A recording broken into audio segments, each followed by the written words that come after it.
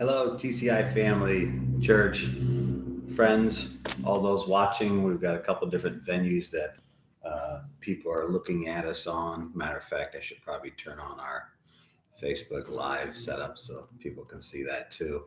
So, as we come today, know that we've been on a theme of a message of gratitude.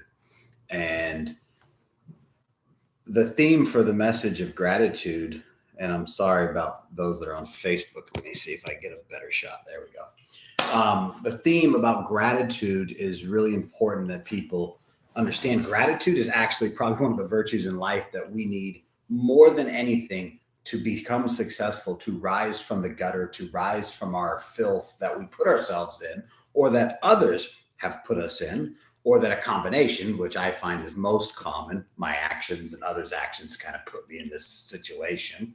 And no matter what it is, good, bad, horrible, dire straits, or just a okay day, grateful for it all. So we're going to talk about that today.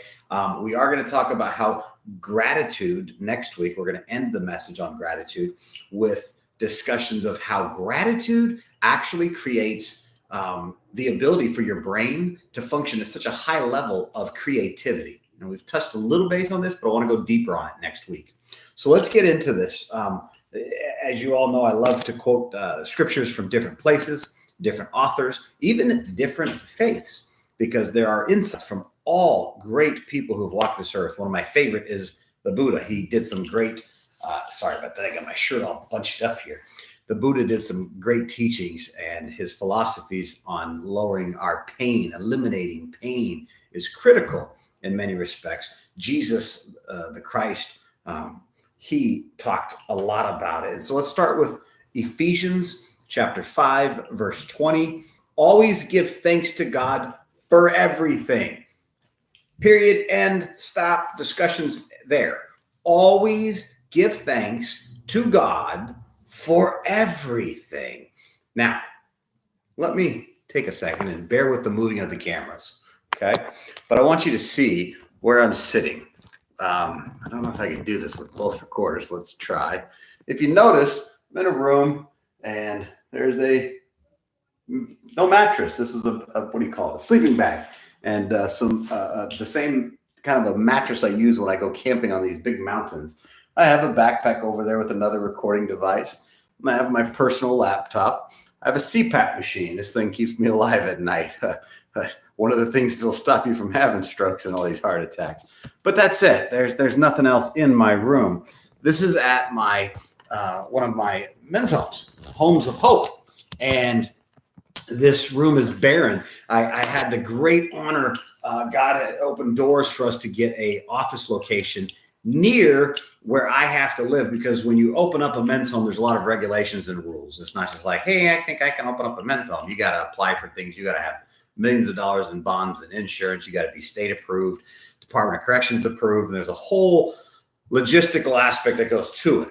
And one of those is having to actually live on the premises of the facility. And I just need to tell people to leave the room. Sorry about that. So in that in itself, creates a logistical issue. So I have to live here. So when my wife and me made this decision, this is way back last year, we understood the price we'd be paying, because that means I have to have residence here, and I can only then go and visit her. And of course, we had a residence a couple hours south and another office location and stuff. And so we found ourselves driving, and time is the one thing I need. I mean, I get paid $500 an hour on the low end for my services. So if I'm spending 4 to 8 hours a week in a car, I'm losing thousands of dollars. And my wife and me realized that our ability to function at the best capable place would be moved closer. So God, we were grateful. It went perfect. It went smooth. She got out. She manifested the house. Everything went. You can't even explain it other than this. It just went. And there it is. The new office is right down the street. I'm able to have breakfast, lunch, and dinner with my honey. It's very exciting. We got to work together in an office, which is a blessing instead of driving back and forth and living in a car. So why is my room empty? Well, now I have a place to store a lot of things. That's the first part of it, yes. But it's actually empty for a purpose. Most don't know I was homeless. If you flash back in my life story and you go to Maine, I made a decision after 18 to leave the underworld. Now, I know you're going, wait a second, 18 to leave the underworld. You have to understand, I started in that world at what, 12 and a half-ish, roughly, and made a name so fierce and furious in a period of 5 years that to this day, almost 3 decades later, my name is mentioned, people are scared. And I'm not proud of that, by the way. I'm not boasting. I'm just explaining to you. I had this huge reputation on the street, and I wanted out. I wanted to live a good life. I wanted to be a good person, the person that God wants me to be. And so I said, I'm done. It was a conversation with my adopted mother, Mama Kelly, who's in heaven, and she's surrounding me, and I can feel her presence here with me in this message. And I remember that my birth father moved to Kansas. And so I was like, okay, he's a pastor there at the United Methodist. And so I'll go down there and I could hide out with him, right? And I did. I left because, to be honest with you, I was expecting to get whacked. I'm going to be honest. That's just how that business works, right? Nobody leaves. Everybody's worried, especially when a guy like me has all these secrets. You're like, yeah, let's just get rid of the guy. So I kind of was expecting that. And so for a year of my life, I wandered in Wichita, Kansas. And it was a bad year. It was horrifying. I can't even express to you the things I went through. I went through a period, if you look on my rap sheet, where I was arrested every week for a year. I would spend my Friday nights with a buddy of mine, and this is what we did for fun. I would walk into a biker bar, and I would say, hey, all you biker guys, you're a bunch of, and I won't repeat what I called them. And, a given biker bar that we'd go to had probably 20 guys in it with maybe another 20 to 30 gals. Me and my friend, don't get me wrong, there was a couple big punches in those days that might have actually done some damage to me. But I still was the one guy with my partner who walked out of the bar on our own 2 feet. And the rest of them didn't. We loved violence. We thrived on it. And you sure as heck didn't want to be on the opposite ends of these guns. And so I lived this life so much that we got arrested. We go to the county jail. His cousin was one of the head guys of the jail, a deputy sheriff. He had our own room for us. He literally would be mad at us every Friday night. Get in there. We'd just walk on down to our room, and we'd be, detoxing because we were drunk at the bar. And then we got in our fight, and we'd go to the med room and clean ourselves up. It was almost like a second home. I'm not bragging or laughing in respect to promote it. I look back and think, what an idiot. But I was trying to find another life, and I was still stuck in that life. And then I finally decided to make a clean break for it. And I chose to go homeless. I chose. And I lived on the street. I lived under bridges. I found beggars because I'm not a beggar. It's funny. I chose to be out there. And I remember one day someone said, hey, you can go out here with a sign and beg for food. And I'm like, yeah, that's not me. And then I had a dog. And so I needed dog food desperately. So I did put up a little sign, and I said, my dog needs some food. Man, I had 4 bags of food dropped off like that. And then I realized, wait a second, I can eat this food and survive. So I lived off of dog food.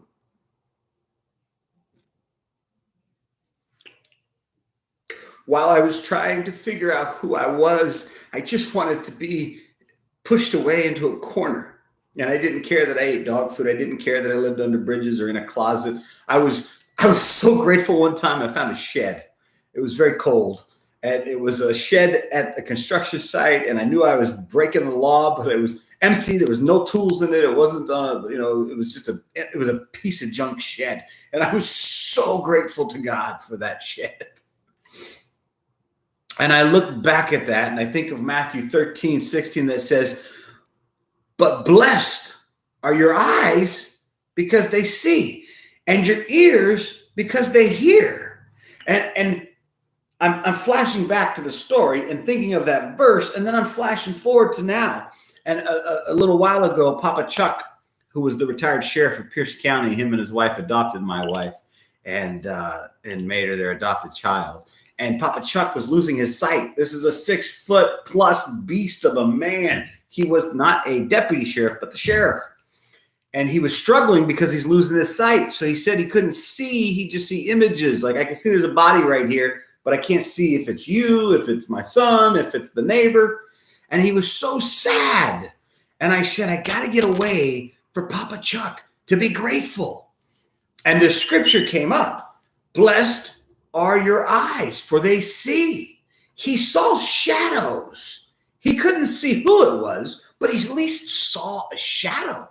And his hearing, even though he had hearing aids, it actually enhanced a little, he said, because the senses said, oh, I can't see so well. Let's open our ears a little more and let's try to listen a little more. And I remember the day that I showed him that anything is possible. I went to a mountain that has 1,000 feet elevation gain, and I climbed it in the dark with no sight whatsoever. And it's a trail that I've done so many times that I have it down packed, memorized in my head. And I wouldn't have tried this, I don't think, had I not had that. And so what happened is that I climbed this mountain, did the video, sent it to him, climbed back down the mountain, which was pretty scary. The top that part scared me to death, to be honest with you. And it took me a few seconds to navigate the cliff with the drop that was only about a 300 or 400 foot drop at that corner, but that's pretty big. And so I remember that when I got into the car, I was so overwhelmed with this feeling of gratitude. I can see again. Now, that was by choice. But I remember when I got in an accident and I actually lost all my sight and I was completely blind for the week. And they never thought it would come back. We had wrapped a car around a tree. I was in the passenger seat. My foot was inverted up and the shoe was pointing at my head. I was blind and I'm like, hey, whose foot is this? Uh-oh, that's not good. And I have this gratitude. Now listen, if you know, I have to wear glasses all the time now. I can't even read the screen in front of me unless I put them on. I can't read notes unless I put them on. I can complain all day, but I'm only 47 and I eat all my vegetables and oh my gosh, stop it. You are your number one enemy. We have to be grateful. So sometimes I feel that you need to strip ourselves of all the things that are comfortable in your life. Like a bed. There's no bed here. It's on the floor. Like a chair. Do you know how comfortable a chair would be right now for me with my knees? Oh, Lord, I would love a chair. And it's making me remember so many things that I'm grateful for. The simple things. Like, do you remember when you didn't have a car? How was that like? See, right now, I can just walk down, get in my car, and drive to the store. I can buy something. I remember a time when I didn't have that car. And I couldn't just go to the store. It was a production, walk it, bus it, friend it, family it, some way to get to it. It was a long time ago, but I remember that. And I'm grateful for the car, but it's a junk and I have to always grateful for it. Let me tell you something that was done. It was a study and it was done by Cassandra and Stephen Yashimura and Cassandra, forgive me if I'm slaughtering the names, Berzins. And the study showed this, I quote, gratitude consistently associates with many positive social, psychological, and health states, such as an increased likelihood of helping others, optimism, exercise, and reduced reports of physical symptoms. So wait a second. Science is now proving psychologically that if I am grateful on a daily basis more, that my blood pressure is lower, that my actual vascular system works better, that my nervous system is not so bad. What? I can improve my health by just being grateful for the crappy car I have, the horrible rotten roof that's leaking on me, the bad job I have with the mean employees I work with, and my ex who I can't stand. And I'm grateful for all of that. I'm grateful for it all because guess what? It's what's made me who I am. But you don't understand. I was, my daddy was murdered or I was raped or hey, guess what? My best friend died in my arms. I too was raped. I too was beaten and shattered. I'm grateful for all those experiences because they made me who I am. This person that you see before you can only be who I am because of everything that came before. Every single pain has made me who I am. And every single joy has made me who I am. So now, I like what Greg Kreck said. He said, when was the last time you left or you felt grateful because of nothing happening? Think about that for a second. When was the last time you said to yourself, you got home, nothing happened for the day, right? No bad day at work, but not a great day. No accidents, no nothing, just a simple day, and you're home in the house. Man, I am so grateful for a beautiful day. I did not get in a car wreck. My services at the house, the water, the electrical, they weren't shut off. This is wonderful. My roof didn't get a tree falling in from the storm. I am so grateful for that. Now, when you are like that, in that state of gratefulness, that state of gratitude, here's what happens. Everything around you says, wait, this guy is grateful for anything. And then everything starts to come your way. I get a lot of phone calls. How do you keep getting blessed so much? How does money just find its way to you? How do investors keep coming to you? I have to turn investors away because I'm only looking for certain investors to help us build these men's homes. And there's specific terms. And I'm not taking anything less than what I want because I am blessed and it keeps coming to me. And so that is a great place to be. Do you want to be there? Then you just need to be grateful and walk in a state of gratitude. How do we change our state? That's for a whole nother message. But the message that this is about tonight is I am grateful for the dog food that I had to eat. Oh man, I had to eat dog food. You don't understand what that's like. I had to live in a bridge. I have to sleep on a mat. How about be grateful that you have 2 legs and 2 arms? How about my eyesight's so messed up, but I am so grateful to it? How about I have broken, folks, over half the bones in my body? Do you want to talk about arthritic pain? I can't sit still, move, be in a pool, or in any specific place or position, and my body is not racked in pain.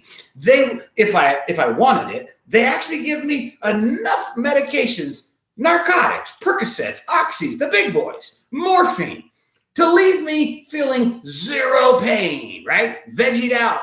But guess what? No, I'm grateful for the pain. The pain reminds me that I'm alive.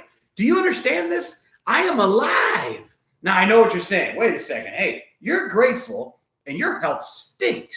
And you said a second ago that science has proven that being grateful increases your health in a positive way. Oh, good observation. Let me ask you a question.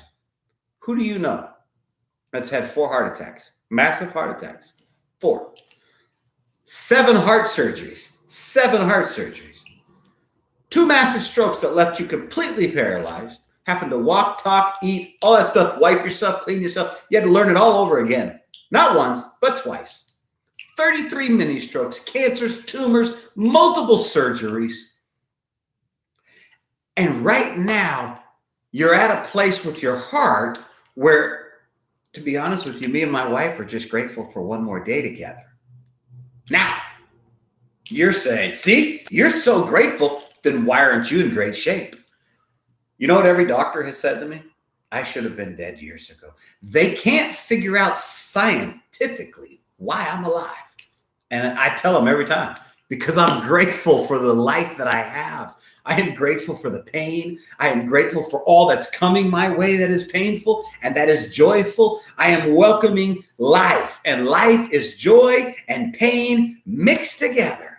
And you got to learn to go through it. But because I choose to have a positive outlook on life and refuse to be the guy in the corner going, well, I don't have anything, that's okay. When I get the next mattress for my room here at the refuge, oh, well, I love that mattress. I could go buy a $100 mattress right now. You know, the cheap ones, right? Not the $4,000 ones that I like to buy. It's just a $100 little mattress. And let me tell you something. Oh, would I be so happy?